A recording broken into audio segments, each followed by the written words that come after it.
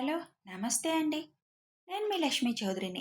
Welcome to mystery మధురిమలు Telugu audio stories. Manasasmarami 161 ముగింపుతో మీ ముందుకు వచ్చేసాను. కథలోకి వెళ్లే ముందు కనీసం ఎండింగ్ అప్డేట్కైనా లైక్స్, హైప్స్ ఇచ్చి సపోర్ట్ చేయండి యార్. ఇక కథలోకి వెళ్దాం. హనీమూన్ వచ్చిన అవని అభి తమదైన ప్రపంచంలో ఏకాంతాన్ని ఆస్వాదిస్తున్నారు. అవనికి స్వీట్ టార్చర్ ఏంటో పూర్తిగా తెలియజేస్తాడు ఈ హనీమూన్లో. అభి అల్లరి ఇష్టంగా భరిస్తుంది అవని. పగలంతా స్విట్జర్లాండ్ రోడ్ల మీద చక్కర్లు కొడుతూ సాయంత్రం అయ్యేసరికి కాటేజ్లో వాలిపై వాళ్ళ సరస సరాగాలతో తేలిపోతారు. నచ్చినవన్నీ షాపింగ్ చేసేస్తూ లగేజీని కూడా పెంచేస్తుంది అవని బాగా. 20 రోజులు ఎలా గడిచాయో వాళ్ళకే తెలియకుండా గడిచిపోతాయి. ఇక తర్వాత రోజే ప్రయాణం అనగా బయటంతా తిరిగొచ్చి అడ్డంగా బెడ్ మీద పడిపోతుంది అవని. ఓయ్, వెళ్ళి ఫ్రెష్ అయ్యిరా, డిన్నర్కి వెళ్దాం అని అంటాడు అభి. ఇంక నాకు తినే ఓపిక లేదు, ఫ్రెష్ అయ్యే ఓపిక లేదు, నాకు చాలా నిద్రొస్తుంది బావా, నేను పడుకుంటాను అని అంటుంది అవని. తినకుండా పడుకుంటానంటే ఎలా అని అవనిని ఎత్తుకొని వాష్రూంలోకి వెళ్ళిపోతాడు అభి. బాబు, ఇప్పుడు మళ్ళీ నువ్వు మొదలు పెట్టుకో. రోజు ఇలాగ ఏదో ఒక వంకతో వాష్రూంలో దూరిపోయి నన్ను కిరిబిక్కిరి చేసేస్తున్నావు. ఇప్పుడు మాత్రం నాకు ఓపిక లేదు బావా అని అంటుండగానే హాట్ వాటర్తో షవర్ ఓపెన్ చేస్తాడు అభి. ఇక్కడికి వచ్చాక మీ అల్లరి చాలా ఎక్కువైపోయింది తెలుసా అని ఒంటి మీద నీళ్లు పడుతుంటే అలకగా అంటుంది. ఇక్కడికి వచ్చింది అల్లరి చేయడానికే మేడం, సైలెంట్గా కూర్చోడానికి కాదు అని అవని మెడ మీద ముద్దు పెడుతూ అంటాడు. ప్లీజ్ బావా అంటుంటే, అక్కడికి వెళ్తే ఉదయాన్నే లేచి కిందకి పారిపోతావు, నువ్వు నాకు దొరుకుతావా అసలు అని అవని బొగ్గ కొరుకుతూ అడుగుతాడు. హా, వెళ్తే మాత్రం మీరు ఊరుకుంటారు. ఏదో అక్కడ మీకు అన్నీ లోటైనట్టు ఇక్కడే అన్నీ దొరకబుచ్చుకోవాలనుకున్నట్టు చేస్తున్నారు బావా. ఎక్కడున్నా మీ అల్లరి మామూలుగానే ఉంటుంది కదా అని అంటూనే అభి చేతులు చేస్తున్న మాయకి దాసోహం అవ్వక తప్పలేదు అవని. గంట తర్వాత గుర్రుగా చూస్తున్న అవనిని చూసి, ఏంటా చూపు, అలా చూస్తే నేను భయపడతాను అనుకుంటున్నావా అని తడిగా ఉన్న అవని తలకి డ్రైయర్ పెడుతూ అంటాడు అభి. అభి పొట్టకి తల అంచుకొని, ఎందుకో తెలీదు, ఇవాళ చాలా నీరసంగా ఉంది బావా అని అంటుంది. కొద్దిగా డిన్నర్ చేసి వచ్చేద్దాం, వచ్చాక ఇంక పడుకుందోలే, నిన్ను ఇబ్బంది పెట్టను, పదా అని అంటుంటే, అడుగు వేసే ఓపిక కూడా లేదు బావా అంటుంది. అవని మొహం చూసిన అభి నిజంగానే నీరసంగా కనిపించడంతో డిన్నర్ రూమ్కి ఆర్డర్ పెట్టేస్తాడు. డిన్నర్ వచ్చేలోపే అభి భుజం మీదే వాలి నిద్రపోతుంది అవని. డిన్నర్ రాగానే దాన్ని తీసుకొని బలవంతంగా అవనికి తినిపించి ఇంక పడుకో అంటాడు. వెంటనే బెడ్ మీద వాలిపోతుంది అవని. ఎందుకు ఒకసారి ఇంత నీరసంగా అయిపోయింది, బహుశా నిద్ర సరిగా లేకపోవడం అయి ఉంటుంది అని అవనిని తన గుండెల మీద పడుకోబెట్టుకొని, ఇండియా వెళ్ళాక వారం రోజులు నీకు రెస్ట్ ఇచ్చేస్తానులే అని నుదురు మీద ముద్దు పెట్టి కళ్ళు మూసుకుంటాడు అభి. తర్వాత రోజు స్విట్జర్లాండ్ నుంచి హైదరాబాద్ చేరుకుంటారు ఇద్దరు. వాళ్ళిద్దరూ ఇంటికి వచ్చేసరికి అను గారు వాళ్ళు కూడా అక్కడే ఉంటారు. రాగానే ఏదో ఇంపార్టెంట్ మీటింగ్ ఉందని అభి ఆఫీస్కి వెళ్ళిపోతాడు. మొహం అంతా వాడిపోయి నీరసంగా ఉన్న అవనిని చూసి, ఏంటి, మా మనవడు 20 రోజులు నిన్ను అసలు పడుకోనివ్వలేదా అని అవనిని టీస్ చేస్తూ అడుగుతారు అనుగారు. మొదలు పెట్టావా ముసలి, నీకు ఇలాంటి విషయాలు బాగా ఇంట్రెస్ట్ కదా అని అంటుంది చిరుకోపంగా. నానమ్మ అమ్మమ్మలకి మనవడిని మనవరాల్ని టీస్ చేయడంలోనే ఆనందం ఉంటుంది. నిజంగానే మా మనవడు నిన్ను బాగా ఇబ్బంది పెట్టినట్టున్నాడుగా అని అంటారు ధను గారు కూడా. అత్తయ్య, వీళ్ళిద్దరినీ కొద్ది రోజులు తీర్థయాత్రలకు పంపించవచ్చు కదా మీరు, పాపమేమీ తోయటం లేదంట, ఇప్పుడే నాకు చెప్పి ఫీల్ అవుతున్నారు అని అవని గట్టిగా అంటుంది. నీకు కొడుకో కూతురో పుట్టాక అప్పుడు మేము తీర్థయాత్రలకు వెళ్తాం, ఇప్పుడేం మేము వెళ్ళం కానీ మేము అడిగిన దానికి సమాధానం చెప్పు, మాట మార్చకుండా అని అడుగుతారు అమ్మమ్మ నానమ్మ. ఏంటి చెప్పేది, హా, ఏంటి చెప్పేది అసలు, ఇద్దరికి బాగా ఎక్కువైపోతుంది. కృష్ణ రామ అనుకుంటూ కూర్చోవలసిన సమయంలో రొమాంటిక్ విషయాలు మాట్లాడతారు. ఇంకోసారి నన్ను అల్లరి పెట్టాలని చూస్తే ఇద్దరిని తాతల దగ్గరికి పంపించే ప్రోగ్రాం చూస్తాను. పాపం ఇద్దరికి వాళ్ళు బాగా గుర్తొస్తున్నట్టున్నారు కదా అని అవని కళ్ళెగరేస్తూ అడుగుతుంది. వాళ్ళని మేమెప్పుడూ మర్చిపోంలే కానీ, తమరు మాత్రం మాకు ముని మనవడినో, మనవరాలినో ఇచ్చేస్తే ఇక నీ జోలిరాం. వాళ్ళతో ఆడుకుంటూ కూర్చుంటాం అని అంటారు ఇద్దరు నవ్వుతూ. అది నా చేతుల్లో లేదు. మీ మనవడిని అడుక్కోండి. ఆయన గారి చేతుల్లోనే కదా ఉంది అని అక్కడి నుంచి లేచి పైకి వెళ్ళిపోతుంది అవని. ఎందుకు పాపం తన్ని ఊరికే అలా ఇబ్బంది పెడతారు అని అంటారు సుచిత్ర గారు. అది ఉడుక్కుంటుంటే మాకు చూడాలనిపిస్తుంది. అందుకే కాసేపు ఆడుకుంటాం అంటారు ఇద్దరు. అభి వచ్చిందాకుండి తను అనుకున్నది అడగాలి అనుకుంటారు శంకర్ గారు. అభి రాగానే తన మనసులో మాట బయట పెడతారు. బాబు, ఇప్పుడు నా హెల్త్ అంతా బాగానే ఉంది. ఇలా ఖాళీగా కూర్చోవడం నా వల్ల కావడం లేదు. మన ఆఫీస్లోనే ఏదైనా వర్క్ చూసుకుంటాను అని అడుగుతారు శంకర్ గారు. అప్పటికే కిరణ్తో మాట్లాడిన అభి, సరే మీరు అకౌంటెంట్గా మీ బాధ్యతలు చూసుకోండి మావయ్య అని అంటాడు. ఓకే బాబు, రేపటి నుంచే వచ్చేస్తానని ఆనందంగా అంటారు శంకర్ గారు. కిందన ఎక్కడ అవని కనిపించకపోవడంతో మీరందరూ ఇక్కడుంటే మా మేడం ఎక్కడా అని అడుగుతాడు. అమ్మమ్మ నానమ్మ ఇద్దరు అల్లరి పెడుతుంటే ఉండలేక పైకెళ్ళిపోయింది అని అంటారు పార్వతి గారు. వెళ్ళి తీసుకురా అభి, డిన్నర్ చేదురుగాని, మళ్ళీ శంకరన్నయ్య వాళ్ళు వెళ్ళిపోతామంటున్నారు అని అంటారు సుచిత్ర గారు. అభి పైకి వెళ్ళేసరికి మంచి నిద్రలో ఉంటుంది అవని. తనను లేపడం ఇష్టం లేకపోయినా తినకుండా పడుకుందని బలవంతంగా లేపి కిందకి తీసుకొస్తాడు. నిద్ర మత్తులో తినలేకపోతున్న అవనికి తినిపిద్దామని అందరూ ఎవరికి వాళ్ళు ముందుకొచ్చేలోపే అభి తన భుజం చుట్టూ చేతులు వేసి బలవంతంగా తినిపిస్తాడు. అది చూసి పార్వతి గారు శంకర్ గారికి కళ్ళల్లో నుంచి ఆనంద బాష్పాలు వస్తాయి. జీవితంలో తమ కూతురు గురించి బెంగపడాల్సిన అవసరమే లేదనుకుంటారు ఇద్దరు. డిన్నర్ అయిపోగానే శంకర్ గారు వాళ్ళు వెళ్ళిపోతారు. కోమలి గురించి ఫోన్ చేశారు. పిల్లలో మార్పు చాలా వచ్చిందంట. ఏదైనా సంబంధం చూసి పెళ్లి చేసేద్దామా అని అడుగుతున్నారు. కోమలి వాళ్ళ నానమ్మ అని హర్ష గారిని అడుగుతారు ధను గారు. అప్పుడే కాదులే అమ్మా, ఈ మార్పు ఎంతవరకు నిజమనేది కొద్దిగా చూసి అప్పుడు చేద్దాం పెళ్ళి. ఇప్పుడు కంగారు పడి మనం మంచి సంబంధం చూసి పెళ్లి చేస్తే తర్వాత దానివల్ల వాళ్ళు ఇబ్బంది పడాల్సి వస్తుంది. ఇప్పుడే కదా మార్పు మొదలైంది, కొద్ది రోజులు చూద్దాంలే అని అంటారు హర్ష గారు. సరే మీ ఇష్టం అంటారు ధను గారు. 2 రోజులైనా నీరసం అలాగే ఉండడంతో ఎందుకెంత నీరసంగా ఉంటుంది అని అనుకుంటుంది అవని. ఆలోచించి ఆలోచించి అప్పుడు గుర్తుకు తెచ్చుకుంటుంది ఆ నెల ఇంకా పీరియడ్స్ రాలేదు తనకి అని. డేట్ దాటిపోయి కూడా 20 రోజులు అయిపోయిందని. వెంటనే అనుమానంతో తన దగ్గర ఉన్న కిట్ తీసుకువెళ్ళి టెస్ట్ చేసుకుంటుంది అవని. టెన్షన్గానే కిట్ వైపు చూసిన అవనికి కళ్ళల్లో నీళ్ళొచ్చేస్తాయి. ఆ విషయాన్ని అభికి ఎలా చెప్పాలా అని ఆలోచించి ఫైనల్లీ ఒక డెసిషన్కి వస్తుంది. అది అమలు చేసే పనిలో పడుతుంది. అభికి సర్ప్రైజ్గా చెప్పాలని ప్లాన్ వేసుకొని అభికి ఫోన్ చేసి గెస్ట్ హౌస్కి వచ్చేయమని చెప్పి అవని కొన్ని వస్తువులు పట్టుకొని ఒక షాప్కి వెళ్ళి అక్కడ తనకి కావలసినవి తీసుకొని ముందుగానే అక్కడికి వెళ్ళిపోతుంది. తను అనుకున్నట్టుగా అన్నీ చేసేసి తను కూడా నీట్గా రెడీ అయిపోతుంది. మేడం నీరసంగా ఉందని ఇప్పుడు గెస్ట్ హౌస్కి ఎందుకు వెళ్ళింది అనుకుంటూనే అక్కడికి బయలుదేరతాడు అభి. అభి వచ్చేసరికి లైట్లన్నీ ఆఫ్ చేసి ఉండడంతో హాల్లో లైట్ వేస్తాడు ముందు.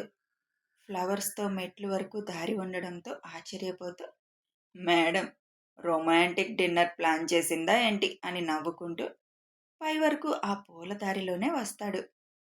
ఆ రూమ్లో ఫ్రెష్ అయి రమ్మని అక్కడ ఒక డోర్కి ఒక స్టిక్ ఉంటుంది.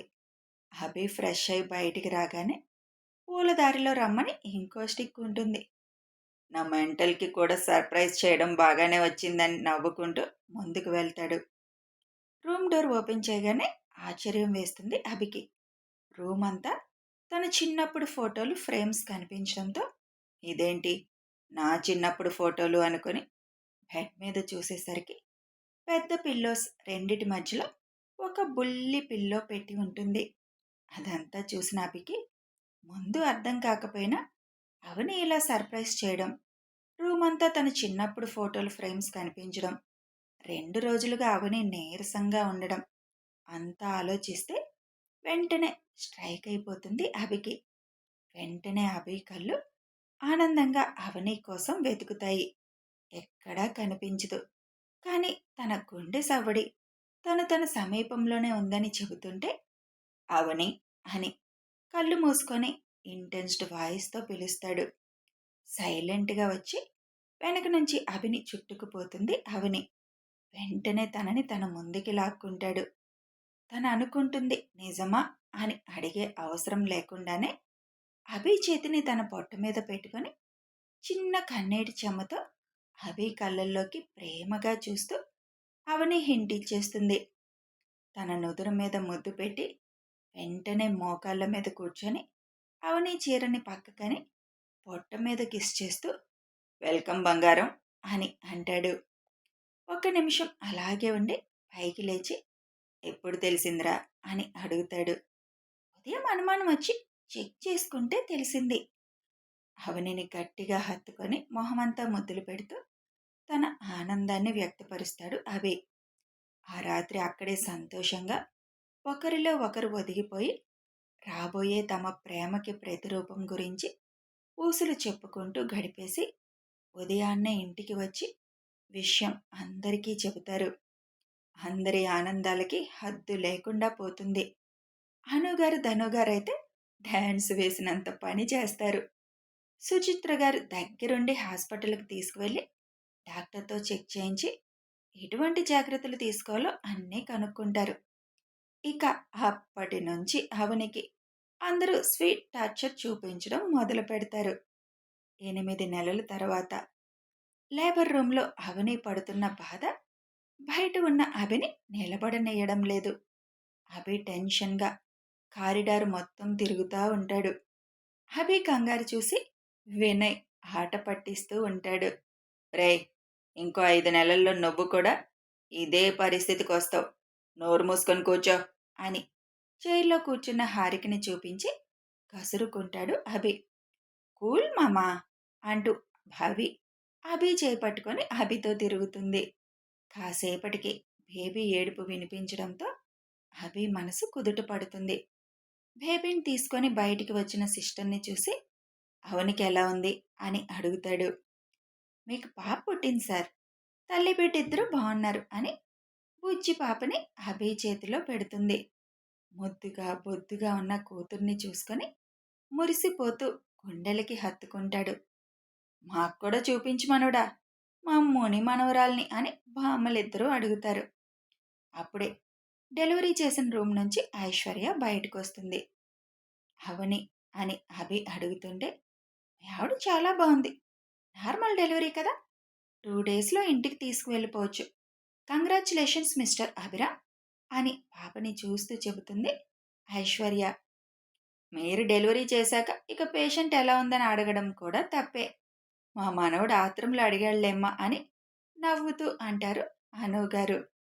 తనని రూమ్కి షిఫ్ట్ చేస్తున్నారు, వెళ్ళి చూడండి అని చెప్పి నవ్వుకుంటూ అక్కడి నుంచి వెళ్ళిపోతుంది ఐశ్వర్య.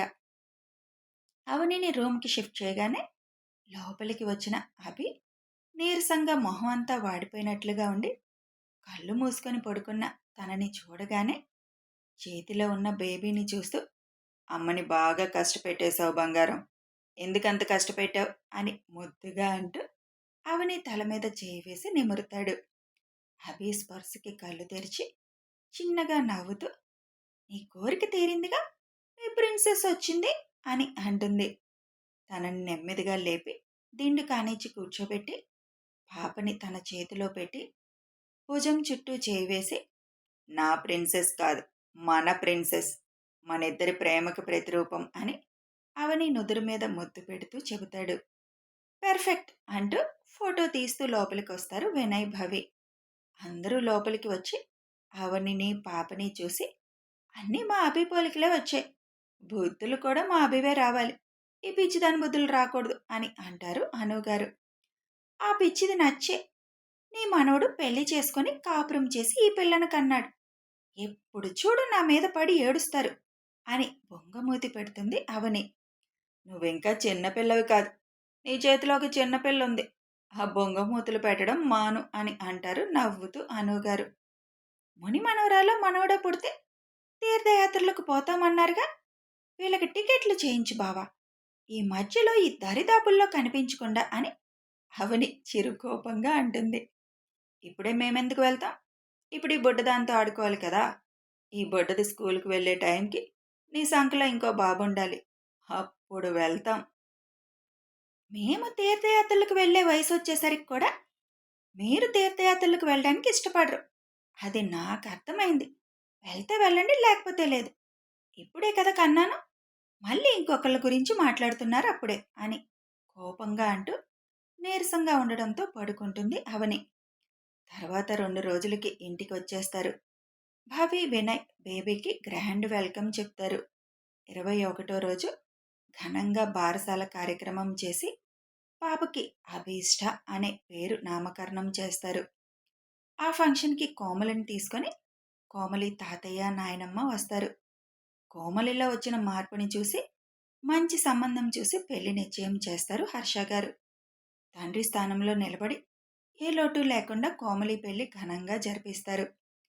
భవానీని కూతురు పెళ్లి చూస్తుందని స్పెషల్ రిక్వెస్ట్ మీద కాసేపు తీసుకొస్తారు.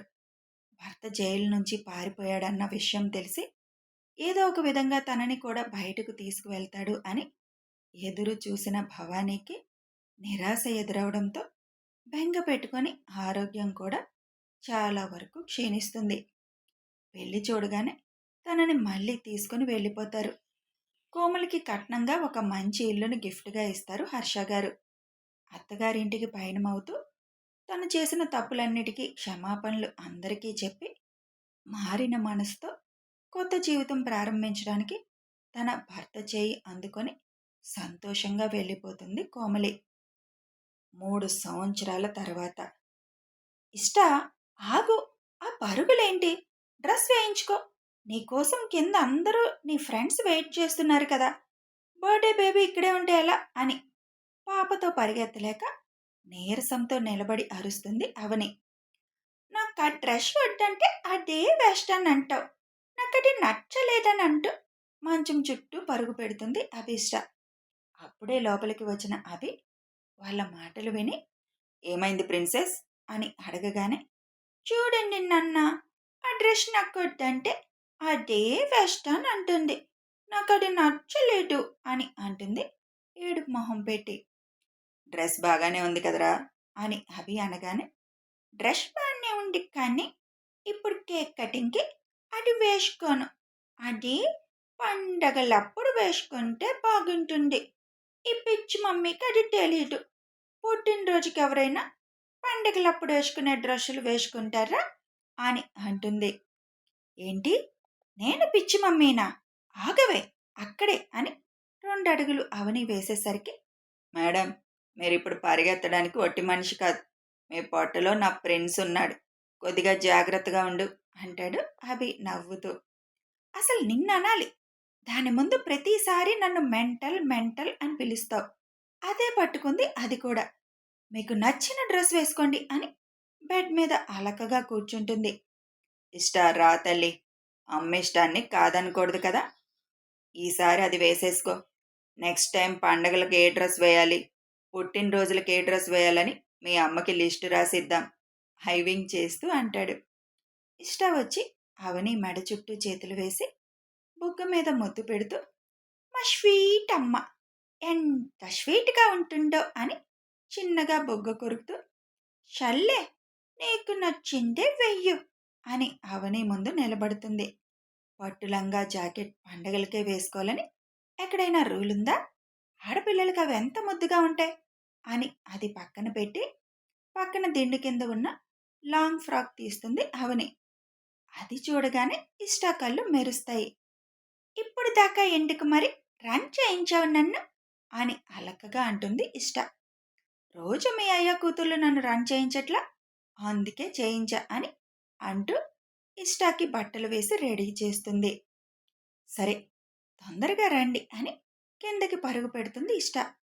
తమరికి ఓపిక లేనట్టుంది, తమర్ని నేను రెడీ చేయనా అని అల్లరిగా అడుగుతాడు అభి. వద్దులే బాబు, నేను రెడీగానే ఉన్నాను, వెళ్దామా కిందకి అని లేస్తుంది అవని. 7 నెలల్లో ఉన్న అవనిని తీసుకొని కిందకి వెళ్తాడు అభి. అమ్మమ్మ, నానమ్మ, తాతయ్యలు, జేజీలు అందరికీ ముద్దుల ప్రిన్సెస్గా మారిన 3 ఏళ్ల అభీష్ట సంవత్సరం వయసు దాటిన వినయ్ కొడుకుని తన పక్కన నిలబెట్టుకొని కేక్ కట్ చేస్తుంది. ఫస్ట్ అవని నోట్లో పెట్టి తర్వాత అభికి పెడుతుంది. అవని పెదానికి అంటిన క్రీముని చూసి, ఇద్దరికి తల్లి అవుతున్నా తినడం కూడా రాదు నా మనవరాలికి అని ఆట పట్టిస్తూ అంటారు అనుగారు. ఇంకో 3 నెలలే, మీ ఇద్దరు తీర్థయాత్రలకు బ్యాగులు సర్దలేదనుకో, అప్పుడు చెప్తాను మీ పని అని అవని చిరుకోపంగా అంటుంది. ఆ సాయంత్రం డిన్నర్ అంతా పూర్తయిపోగానే అలసిపోయిన అందరూ ఎవరికి వారు తమ రూములకి వెళ్ళిపోతారు. బాల్కనీలో నుంచొని ఆకాశంలో చందమామని చూస్తున్న అవనిని వెనక నుంచి హత్తుకొని, పడుకోకుండా ఇంకా ఇక్కడే ఎందుకురా ఉన్నావు అని అడుగుతాడు అభి. జరిగిందంతా కళ్ళ ముందు మెదులుతుంది బావా. నేను ఇంటర్వ్యూకి బెంగళూరు రావడం, మన కలయిక, తర్వాత జరిగినవన్నీ ఇప్పుడు ఇలా నీ దగ్గర అని అభి భుజానికి తలానిస్తూ, మనకు జరిగిన అనుభవం ఒక కథగా మలచవచ్చు కదా. అసలు ఎక్కడుండే నేను ఎక్కడికి వచ్చి ఇప్పుడు ఎక్కడున్నాను అన్నది తలుచుకుంటే ఆశ్చర్యంగా, ఆనందంగా ఉంటుంది. ఆ రోజు నా మనసు నీ వైపు అడుగులు వేయించింది, ఇప్పుడు దానివల్లే ఇలా సంతోషాలు పొందగలిగాను అంటుంది అవని. ఎక్కడ ఉన్నా మన మనసుకు తెలిసిపోతుంది కదా మన జత ఎవరన్నది. ఆ మనసు చెప్పినట్లే మనం నడుచుకుంటాం. ఆ మనసు చెప్పబట్టే కదా నువ్వు నా ప్రాణాల్ని కాపాడడానికి ఏ ఆడపిల్ల చేయని త్యాగం చేశావు. ఆ క్షణమే నా మనసు నీ మనసుతో జత అయిపోయింది. నిజంగా ఈ మనసులున్నాయి చూసావా, ఒక్కసారి మనసులో ఏదైనా పడిపోతే జీవితాంతం దానిని మరువలేం. అందుకే ఈ మనసులకి మనసా స్మరామి అని నమస్కారం చేయాలి అని అవని బొగ్గ మీద ముద్దు పెడుతూ తనని గట్టిగా హత్తుకొని చెబుతాడు అభి. ఆకాశంలో చంద్రుడు వారిరువురిని చూసి, నిజమే, మనసా నీకు స్మరామి అంటూ తన మనసులో ఉన్న తన ప్రియసతిని తలుచుకుంటూ చిరు దరహాసంతో వెన్నెల చిందిస్తూ ఉంటాడు.